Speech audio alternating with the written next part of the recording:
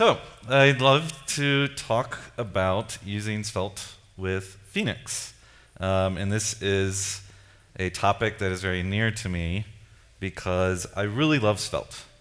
If you haven't had a chance to try it out, it is really, I think, in my impassioned opinion, the best developer experience for building front ends in a browser. So I've been writing JavaScript for a long, long time. It was the first code I wrote. Some of you might remember things like moo-tools, prototype, underscore. These are things before jQuery came out. Then jQuery really helped you manipulate the DOM, but you just have all of these kind of nested callbacks everywhere. I did some CoffeeScript for a while. I thought, this is it, pinnacle JavaScript, CoffeeScript, and now it's just ES6. Tried to learn React a few times, and I'll be honest, I just cannot get my head around all the different life cycles and hooks and everything being a component, and you have to bring your own state management. And so when I found Svelte, I was just really happy. Like, it just really made me smile while I was writing code, because what I want in a front-end library is I have some state in a JavaScript variable, and I'm going to write some markup to render that state. And when that state changes or is disposed, the framework just figures out, I need to re-render this, or I need to unmount this. And Svelte just doesn't do a lot. It doesn't give you tons and tons of different kinds of tools. It gives you plain JavaScript. It gives you some built-in state management, which is actually really easy to use. You can kind of subscribe to state changes across components. And it gives you a component hierarchy with properties. And that's about it. There's some nice bells and whistles as well with animations. Which is also nice to use. So we're going to talk about why would we do this? Like, why use Svelte besides just the cool features of that framework, in your opinion? Why use it with Phoenix? We've probably seen lots and lots of talks on LiveView. Why would you need a JavaScript front-end library when you have LiveView already with Phoenix? And then we'll dive into kind of what are the moving parts? How do you actually get this to all work together? And work together in a way that is really seamless state management and propagation of state management from servers all the way to the client front. And we'll run that through a live demo, which is going to work. So why Svelte? Besides just the things I like about it, there's actually some things that how Svelte works that lends itself to be embedded inside something like LiveView. And one of the big things is a virtual DOM. It doesn't do kind of shadow DOM, hidden DOM, diffing or manipulation. And so what that means is you get these really self-contained components that are essentially JavaScript and HTML DOM that can be embedded anywhere in the hierarchy. So you can have a Svelte portion of the DOM where your whole page is actually the LiveView or server-side rendered. And that just works. You don't have to do anything. You can have Svelte components inside Svelte components, and they'll have kind of isolation. Everything gets precompiled. So all of the kind of manipulation of rendering is being done with JavaScript that Svelte creates that's doing DOM manipulation on the HTML DOM libraries, the APIs there. The other thing about Svelte that I really like is just this simple state management. And you can be very declarative about what state is going to be changing, and so what reactivity actually has to occur when JavaScript state changes. And they give you some nice decorators in JavaScript to manage that. I think there are situations where you have a lot of JavaScript code. And this is where you start to maybe hit the limits of how JavaScript hooks kind of sit next to LiveView components or templates. And what I find when I start to be building a lot of complex JavaScript, maybe client-side validation, or other interactive properties, this is where I really appreciate having the server-side application. I can switch that type of logic onto the client side and manage that all in a self-contained file. Like I said, there's some nice animation properties, and they're very efficient. They'll use the browser kind of GPU or CSS animations. And certainly, there are other things that you get access to in the browser, like local storage, and being able to manipulate the browser directly in the client side gives you these nice kind of UX features that you might not get from a server-side rendering, especially like transitions. And then finally, it's plain HTML, CSS, JavaScript. And again, this is more of a personal preference, but I really like the ability to go find something on CSS tricks, copy, paste it into my app, and it works. I don't have to translate it into some other pseudo CSS language that some of these other frameworks use. And then to answer the inverse question, well, why use Phoenix backend with Svelte? You could just throw it up on Vercel, Next.js, and you're done, and it's everywhere. And what I think is really beautiful about Svelte and LiveView together is that you have these property and component lifecycles. You have the socket lifecycle on the server side, and you have Svelte component lifecycles. And you can literally wire those two things directly together.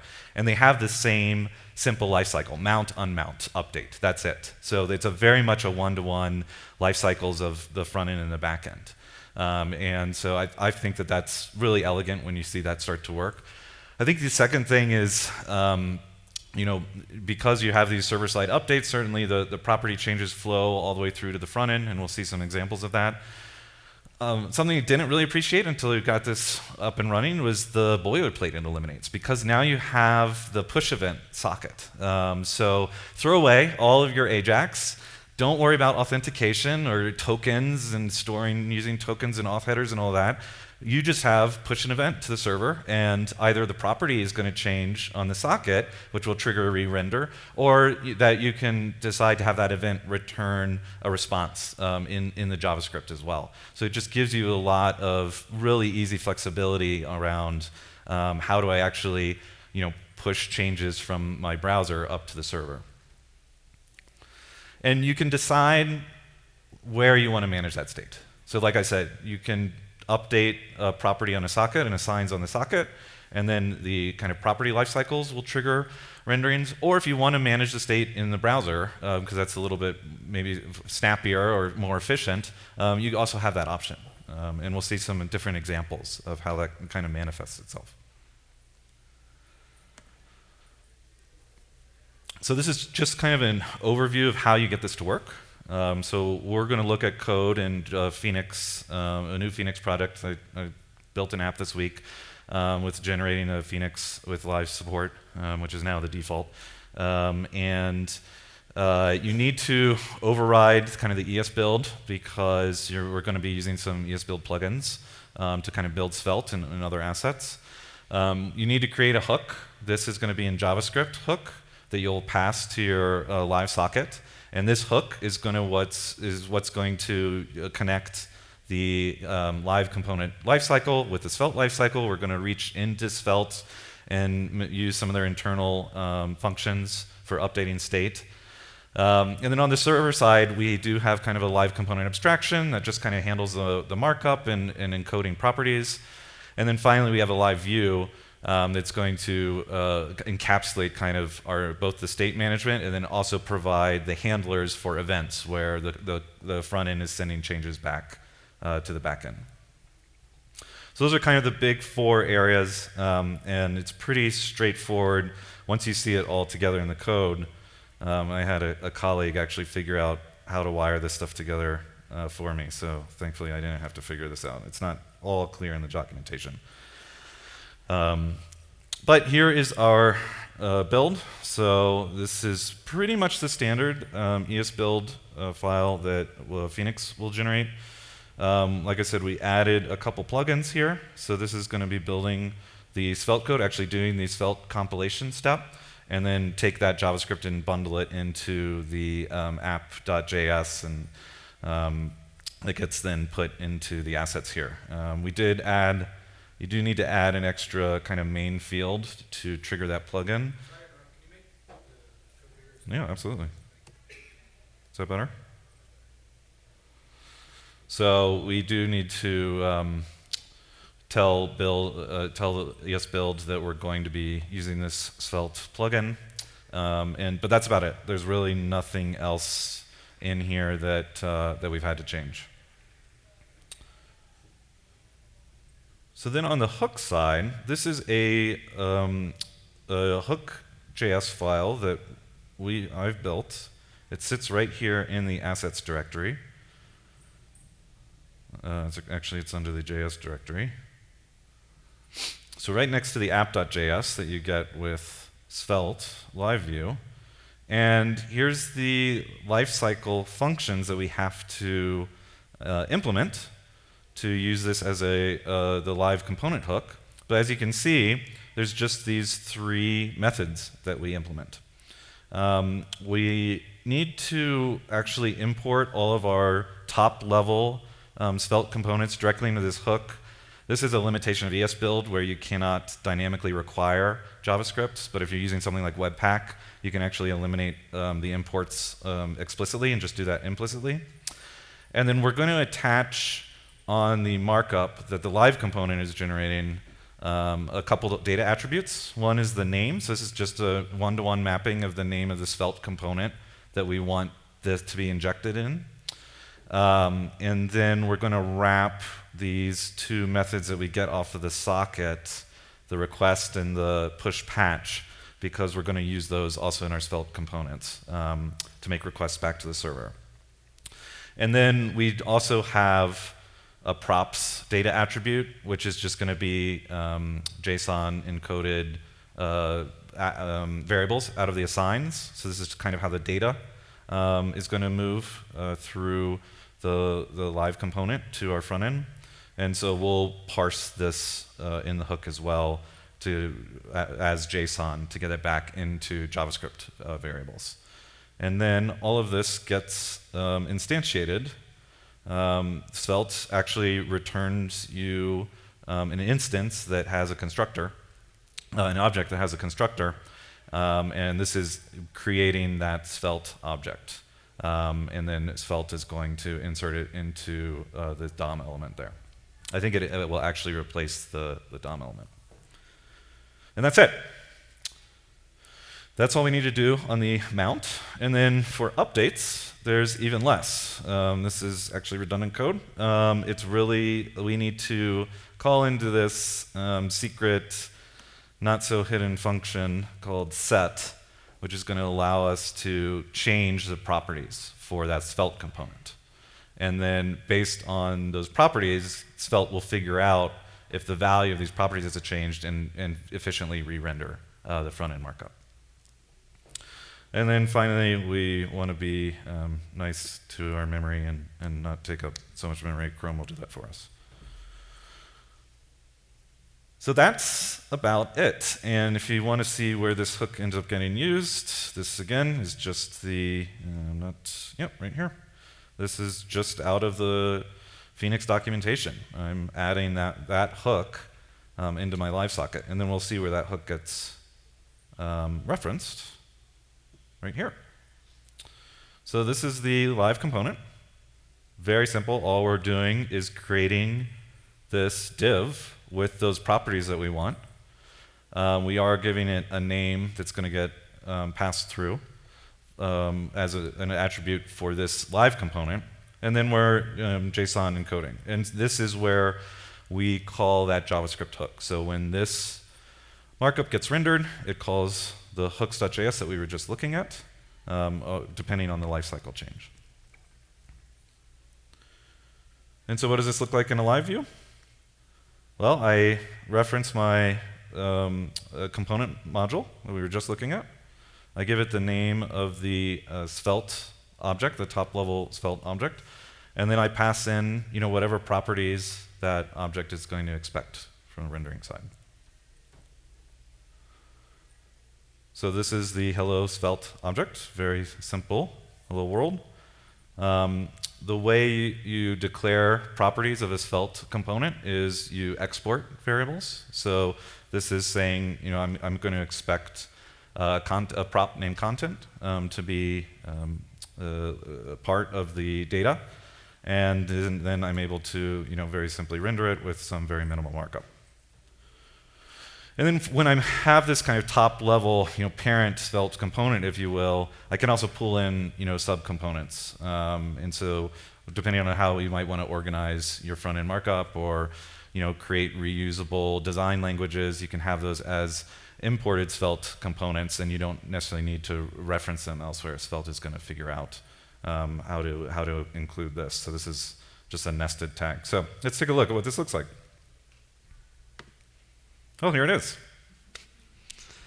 That's pretty good looking. I got a nice font. And like I said, this is on the kind of assigned side. So if I want to say, this is brand new message, it's as simple as that. Really nice. Okay. Well, really all we've done is rendered some markup. I've put my great design aesthetic into the color scheme and the rounded borders. Let's see where this starts to get really interesting. So here, I have this form. I'm going to collect some context at the conferences I go to so I can follow up with them. This is just injecting some fake data, so I don't have to stand up here and type, but I'm creating new contexts. Those are getting stored in my database on the server. So it's a very simple form submission. You might just think I'm posting, to an HTML REST API. No, sir, or ma'am. What I'm actually doing is using this push event. So if you recall, back in my hook, we wrapped push event, which is coming from the Phoenix LiveView socket, which allows me to send messages across the socket to the server. I'm wrapping it up just up in a function, and then passing that as a prop into my Svelte component. And so by exporting this prop, now I have access to this request method. So what I can do is send a message called create. I'm just serializing that form pretty cheaply. And this is going to get pushed onto the server side. So if we look at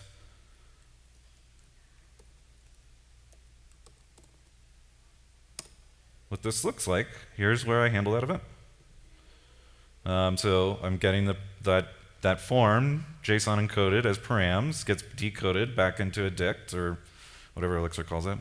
I'm not an Elixir aficionado. Like, I don't really know Elixir, if that's obvious. I know enough to be useful.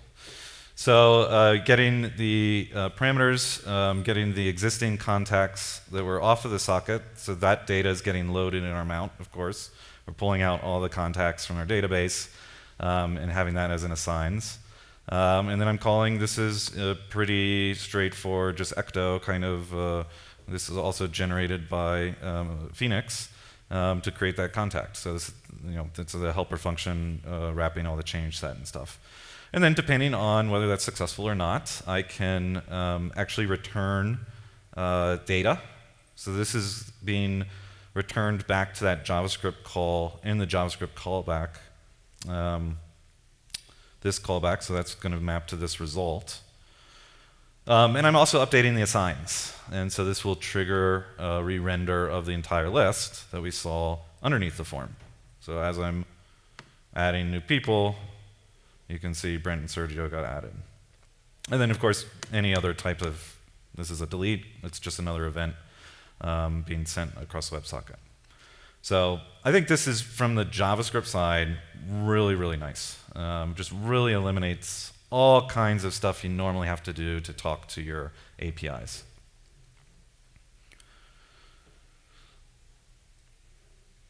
We don't just have event passing. We also have access to patching.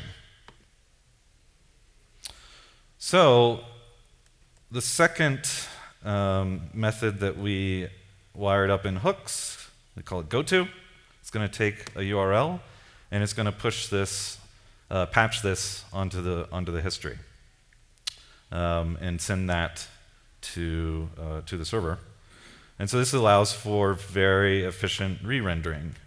So what's happening in this page is I'm actually sending this parameter, contact ID, setting the selected contact on the socket assigns, and then the page is getting re-rendered with those properties changing.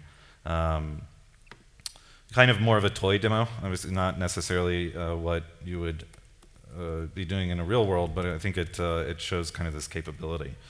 And so again, I'm defining handle params that is going to drive the behavior of which contact I have selected, how I want to sort this list.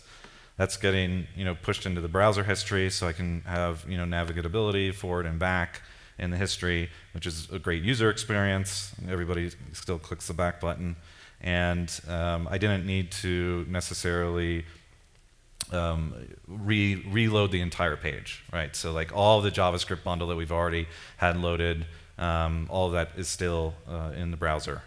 So it's just re-rendering the live component.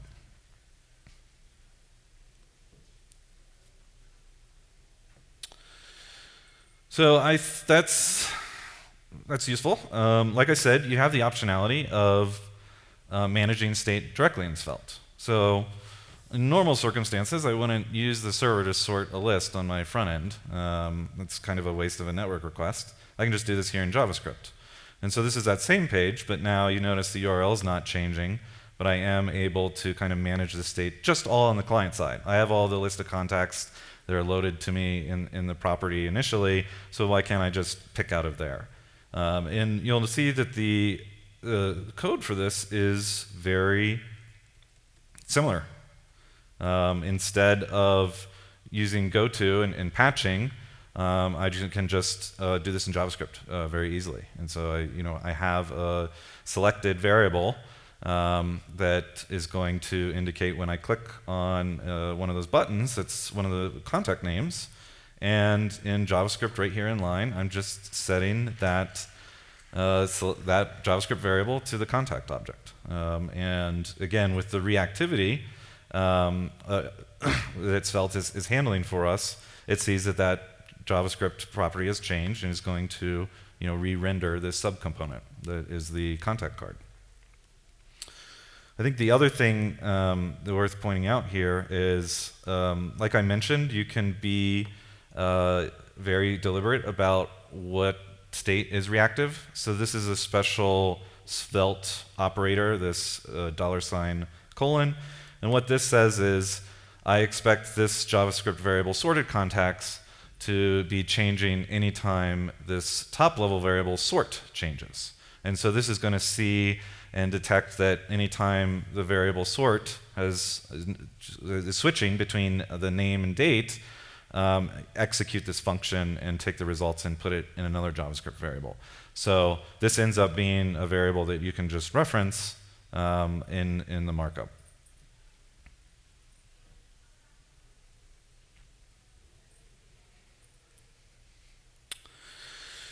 So far we've seen some pretty basic, I think, pretty basic functionality that you want on a web page. Got some CRUD going on. You want things to be snappy and react when or your customers are using your web app.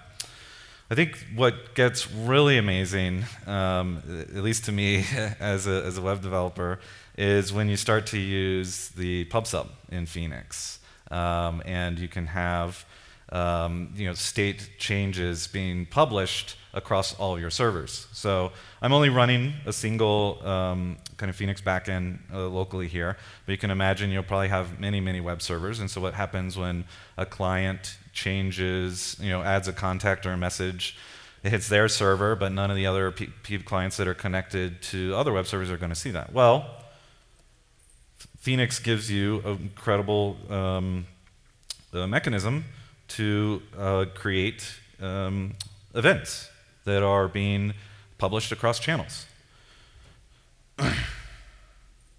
So this is called, nope, and there it is. Okay, so here's another live view. And I'm going to subscribe to the context in this channel called Contacts and Chats. And I'm going to handle messages that are coming across those PubSub channels that is going to correspond if a new contact or a new chat was created. If I see that happening, I'm going to include that chat into my list of chats or contact into my list of contacts on the socket. I don't need to reply anything to the front end. This is not the browser making a request. This is something happening on the back end that the browser doesn't know about. But now I have this really nice cross functionality. So let's go, here, let me pull up another browser. So this will be my other client.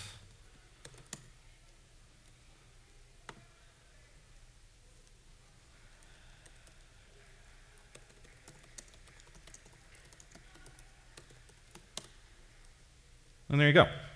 Now, all front-end states across all your customers, across all your back-end servers are consistent and reactive. And truly didn't need to be polling for new messages or trying to track version state across all these different endpoints and places. You really just kind of get all of this for free built into these component lifecycles.